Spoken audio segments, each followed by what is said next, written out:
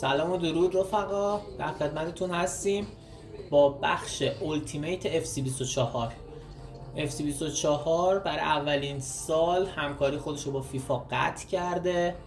یه بازی جذاب و منحصر به فرد نسبت به سالهای قبل داده که بیس بازی همونه، ولی یه سری تغییرات و اتفاقای جدید توی بازی داریم. حالا بریم ببینیم که این بازی امسال به چه صورتی عرضه شده و کاراشو داریم انجام میدیم. البته من قبلا التیمیت رو باز کردم، خب بازی هم کردم، ولی خب الان گفتم یه ویدیو بگیرم براتون بذارم و یه قسمتایشو براتون معرفی کنم. اولین قسمتی که میخوام براتون معرفی بکنم قسمتیه که میتونید ازش برای شروع پول در بیارید. یعنی چی؟ یعنی اینکه میتونید سکه به دست بیارید.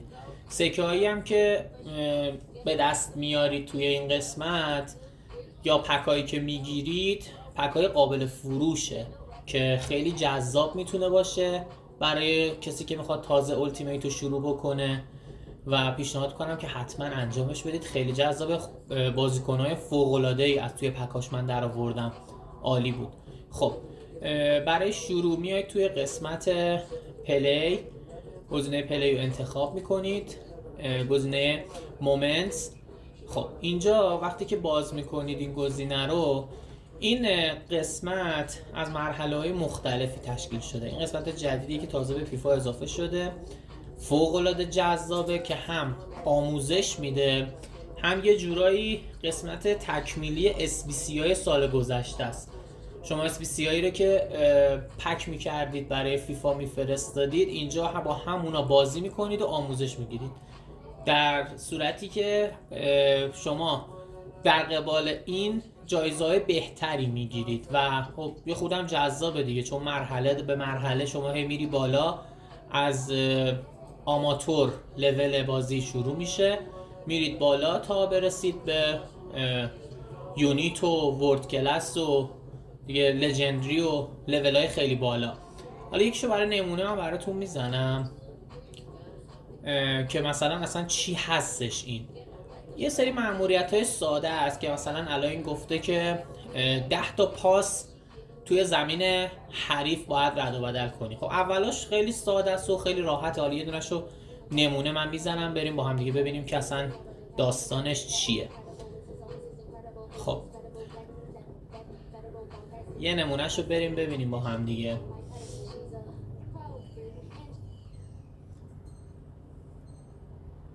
خب خیلی ساده، این دیگه کار خیلی ساده و راحتیه که حتی اگه گیمر هم نباشید یا بازیکن هم نباشید میتونید به راحتی انجامش بدید.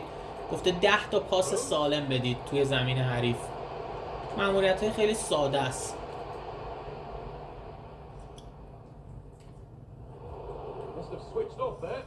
بعد دوستان تایم بندی هم داره دیگه، زمان بندیشو باید دقیق انجام بدید. خب ما الان 10 تا پاسمون تکمیل شد. یه وقتی هم که تکمیل میشه خودکار از بازی میاد بیرون و جایزه شما رو واریز میکنه که اون ستاره های بنفش رنگ باشه. ادوانس رو میزنید و میرید سراغ مرحله بعدی. خب این قسمتش قسمت راحت ماجرا بود. حالا مأموریت های دیگه داره که این تو مثلا تو مأموریت دوم گفته که پاس از دروازه‌بان به دفاع.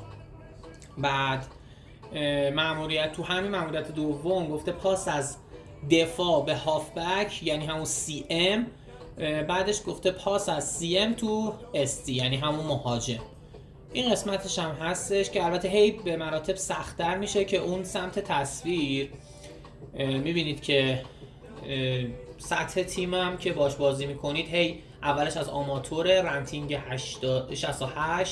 چیمستری 2، سیستم 442، همه رو مینویسه براتون دیگه. مأموریت‌ها هم خودش بهتون میگه که چی کار باید بکنید.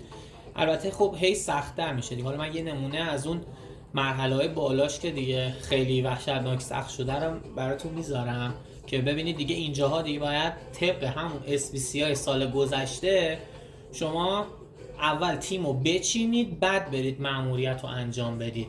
به عنوان مثال الان اینجا به همون گفته که فرمت تیمتون حتما باید روی 442 باشه. یعنی اگر شما فرمت تیمو، بذارید من فرمت رو عوض بکنم، فرمتی که تغییر میدید ببینید دیگه نمیتونید این مأموریت رو انجام بدید. حتما دقت کنید بعد فرمت همون چیزی باشه که سیستم ازتون میخواد تا شما بتونید وارد این چالش بشید. خب حالا چی خواسته ازمون توی این چالش؟ این چالشی که گفته بود فرمتش 442 باشه، گفته یه پاس از سمت ST تو ST، یعنی اینکه شما یه پاس باید از مهاجم به مهاجمت بدی و با همون مهاجم گلو بزنی که سطحش آماتوره ولی خب رنتینگ تیم بالاست. چیمیستری 5، شما تقریبا 1 دقیقه وقت داری برای حل این مأموریت و انجام این مأموریت که به صورت دیفالت وقتی نتونی تو این 1 دقیقه انجامش بدی دوباره ریستارت میشه دیگه. زیاد سخت نیست، راحت میشه انجامش داد و جوایزی که بهتون میده، پکایی که میده واقعا عالیه، یعنی برای کسی که میخواد تازه شروع بکنه فوق العاده عالیه. بعد حالا این قسمتش که به اصطلاح اولین گزینه هستش، باز مأموریتاش خورده راحت تره. توی قسمت بعدیش یه مقدار ماجرا سخت تر میشه که پلکانیه و میره بالا. حالا از سطح بینگیرش ما شروع میکنیم که اینجا فقط از شما میخواد که گل بزنید، ولی با چیمیستری و رنتینگ تیمتون کار داره اینجا. یعنی اینکه شما باید یه رنتینگی بهتون میده که رنتینگ رو باید حتما داشته باشید توی تیمتون. چیمیستری بهتون میگه که باید چیمیستریتون طبق همون باشه. خب از آماتور شروع میشه میره رو به بالا. حالا یه دونه‌شو من برای نمونه بازم میرم براتون، ولی بذارید از یکی از سمپلیفیکیشناش بریم که حداقل یه خورده سخت‌تر باشه که بتونیم ماجرا رو بگیم بهتون. خب اینجا اومده گفته تیم رنکینگتون باید 77 باشه حداقل. خب حالا ما تیم رنکینگمون الان 84. خب ما 100% اینو داریم، ولی توتال چیمیستریمون باید 22 باشه. خب اینو نداریم. خب ما با یه جابجایی بازیکن توتال چیمیستریمون رو میاریم میرسونیم به چیزی که ازمون خواسته شده.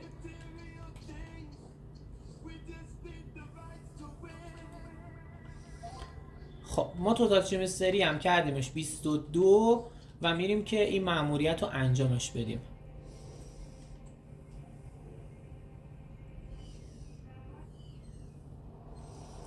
خب ببینید اینجا زیاد سخت نیست، یکم فقط دقت میخواد دیگه، چون شما زیاد تایم ندارید برای اینکه بخواید مأموریت انجام بدید. بعد به صورت دیفالت هم هست دیگه، اگر انجام ندید هر چند بار بخواید میتونید تکرارش بکنید، زیاد چیز نگران کننده ای هم نیستش.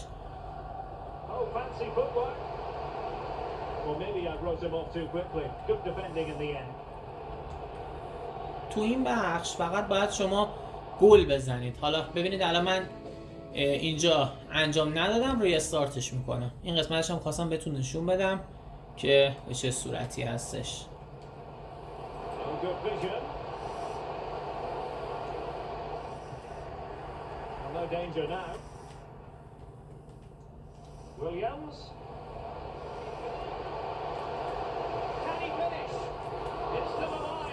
خب همونطور که دیدید ما قبل اینکه تایم تموم بشه مأموریتش انجام دادیم. اینجا فقط گل میخواد ازتون دیگه. اینجا بیس کار فقط اون تیم رنتینگو با چیمیستری توتالشه دیگه، شما بعد اونو بعد انجام بدی.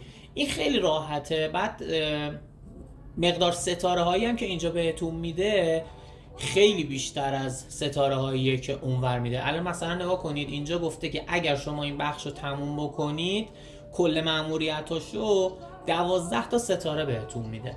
حالا این ستاره ها رو ما اومدیم جمع کردیم اصلا شد 50 تا 100 تا، چیکار باهاش بکنیم؟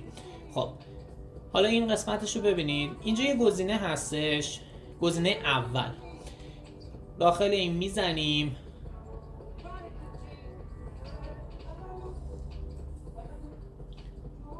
خب همونطور که میبینید اینجا الان ما 2 تا پک داریم. خب پک اولمون که پک گلده که خب خیلی پک جالبی نیست، چون شما باید 12 تا ستاره بدید، یعنی 12 تا از اون مأموریت‌ها رو که انجام بدید، چون بابت هر مأموریت یه ستاره فقط بهتون میده، 12 تا اونا رو که انجام بدید میتونید یه دونه از این پک‌های گلد رو باز کنید. ولی من بهتون پیشنهاد میکنم حتما اگر 12 تا رو به دست آوردید 4 تا دیگه هم انجام بدید و این 16 تایی رو باز کنید، گلد پریمیوم باز کنید، چون فوق العاده بازیکن‌های خوبی از توش در میاد. من خودم 2-3 تا بازیکن خیلی عالی از توی این پریمیر گلد در آوردم، فوق العاده بود. بعد این قسمتش هستش که دیگه میره توی قسمت باشگاه ها، همون قسمت SBC که سالهای گذشته داشتیم توی فیفا های قبلی، که اون موقع فقط باید ما SBC رو میبستیم، تیم رو تحویل میدادیم و حالا یه بازیکن خیلی خوب از اون لیگ بهمون میداد. کسایی که حالا فیفا قبلی رو بازی کردن میدونن. ولی اینجا با همون تیمی که ما میبندیم میریم بازی میکنیم، این خیلی جذابه. بالاخره یه مأموریتایی رو انجام میدیم و طبق اون جایزه و پکایی که دریافت میکنیم هم برای تیممون میتونه مفید باشه که تیممون رو بیاره بالا و قوی تر بکنه، هم میتونیم اگه نیاز نداشتیم بفروشیمشون از سکه هاش استفاده بکنیم. حالا یکی از اینا رو میریم نگاه میکنیم. الان این برای لیگ عربستانه، ببینیم که چی ازمون میخواد، که چی کار باید بکنیم اصلا. خب این میگه که باید با بازیکنان لیگ عربستان حداقل 2 تا بازیکن 11 تا بازیکن باید از لیگ عربستان بذاری که بتونی مأموریت رو انجام میده. خب ما الان هیچ بازیکن عربستانی تو تیممون نداریم، پس این مأموریت رو فعلا نمیتونیم انجام بدیم. بچه‌ها توصیه میکنم بهتون که برای اینجا بازیکن اصلا نخرید که بیاید این کارا رو انجام بدید، چون انقدری ارزشمند هستش ولی انقدری ارزشمند نیستش که شما بخواید برید سکه هزینه بکنید که بیاید اینجا بخواید این مأموریت رو مثلا کامل بکنید. ولی خب اگه مثلا تو تیمتون داشتید، ببین الان مثلا MLS رو داره، ببینین الان مثلا MLS رو داره دیگه، انگلیس رو داره، اسپانیا رو داره، میتونید اونا رو بذارید استفاده کنید. بعدن که به اون حد رسید تیمتون که مثلا داشتید اون بازیکن‌ها رو نگاه کنید. الان این لیبرتادورس MLS، بعد خب این قسمت جام جهانیشه، این یه مقدار سخته هندلینگ کردنش، چون تنوع بازیکن و این چیزا خیلی زیاد میخواد و یکم سخته. اینا رو به نظرم به مرور زمان توی این بخشش رو میتونید انجام بدید، خیلی عجله نکنید، هزینه اصلا برای اینجا نکنید. اینجا هر وقت که مثلا دیدید بازیکناش جور شد بیایید بذارید اسپیسیشو ببندید و برید مأموریتاشو انجام بدید و سکه هاشو جمع کنید. اینم از این بخشش بودش که این خورده سخته، من خودم هنوز نرفتم چون فیفا تازه اومده و بازیکن هنوز انقدری جمع نشده که بخواد از یه لیگ 11 تا بازیکن داشته باشیم. بعد خیلی بخش جذابیه این و بهتون توصیه میکنم که حتما این بخش رو کامل کنید، مأموریتش رو انجام بدید، 16 تا ستاره بدید، پریمیوم پکاشو باز کنید. پکا قابل فروشن، آنرتبل نیستن، خیلی فوق‌العاده بازیکن‌های خوبی توش میده و دیگه میل خودتونه دیگه، میتونید برید بازی کنید و مأموریتشو انجام بدید و بازیکناشو بگیرید. خب یه نگاهی میندازیم به باشگاهمون ببینیم که در چه وضعیتیه.